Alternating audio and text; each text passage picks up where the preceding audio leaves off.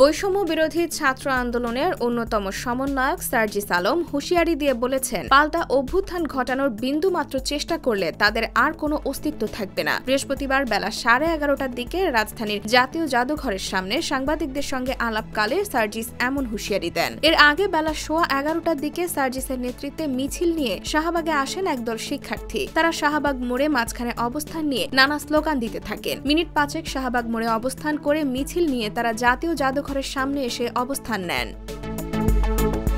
15 August ঘিরে পাল্টা অভ্যুত্থানের সম্ভাবনা ঠেকাতে ঢাকা রেজিস্ট্যান্স উইকের অংশ হিসেবে সর্বাত্মক অবস্থান কর্মসূচিতে কথা বলেন সার্জিস। তিনি বলেন, ছাত্র জনতার গণ অভ্যুত্থানের পর আমার রাস্তায় নামার প্রয়োজন ছিল না, কিন্তু কুচক্রী মহল ফ্যাসিবাদের দোসররা তাদের কুচক্র এখনো শেষ করেনি। দেশ ও দেশের বাইরে থেকে তারা বিভিন্ন অপচেষ্টা করার চেষ্টা করছে। এর পরিস্থিতিতে আমাদের আবার রাস্তায় নেমে আসতে হয়েছে। আমরা চাই না আমাদের রাস্তায় নামার কারণে আমাদের একজন ভাই বোনেরও সমস্যা হোক, কিন্তু দেশ যখন সংকটে পড়ে যায় তখন কষ্ট হলেও আমাদের রাস্তায় নামতে হয়, কারণ দেশ ক্ষতিগ্রস্ত হলে আমরা সবাই ক্ষতিগ্রস্ত হব।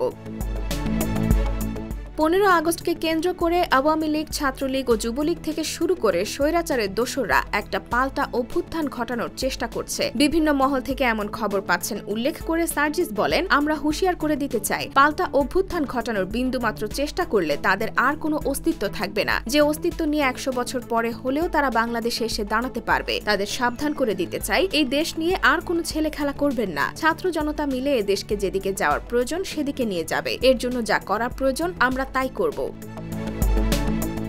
বৈষম্য বিরোধী ছাত্র আন্দোলন সম্প্রতি যে 4 দফা দাবি জানিয়েছে সে বিষয়ে প্রশ্ন করেন সাংবাদিকরা। জবাবে সার্জিস আলম বলেন, রেজিস্ট্যান্স উইক আমরা দিয়েছি এই জায়গা থেকে যে আওয়ামী ফ্যাসিবাদের দোসররা পাল্টা অভ্যুত্থান ঘটাতে চায়। তারা এমন কোন নোংরা পরিকল্পনা করলে তা রুখে দেওয়ার জন্য ছাত্র জনতা রেজিস্ট্যান্স উইক দিয়েছে। বর্তমান অন্তর্বর্তী সরকার হচ্ছে ছাত্র জনতার সরকার। আমরা তাদের প্রশ্ন করব, চাপে রাখব, কিন্তু এটুকু বিশ্বাস করি যে তাদেরও আমাদের দাবি দ্রুততম সময়ে মেনে নেওয়ার সদিচ্ছা আছে। ইতিমধ্যেই দুর্নীতি, ক্ষমতার অপব্যবহার, অর্থ পাচার ও লুটপাটে অভিযুক্তদের গ্রেফতার করা শুরু হয়েছে। এক্ষেত্রে সরকারের মধ্যে কোনো দীর্ঘসূত্রিতা দেখলে আমরা বলে দিচ্ছি, তাদের যেমন আমরা ওই গদিতে বসাতে পারি তেমনি নামাতেও পারি।